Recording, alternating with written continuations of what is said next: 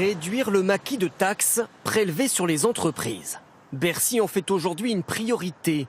72 milliards d'euros d'impôts qui, selon le gouvernement, pèsent sur notre industrie.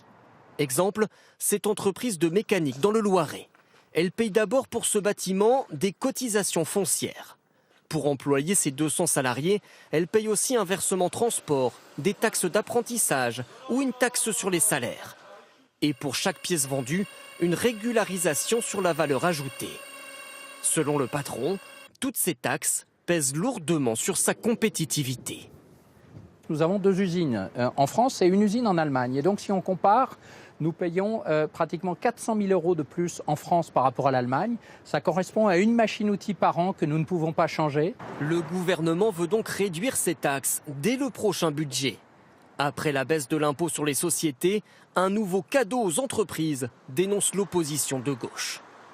En réalité, on est en train de permettre à des entreprises de payer toujours moins d'impôts sur moins de contraintes, aucune contrainte.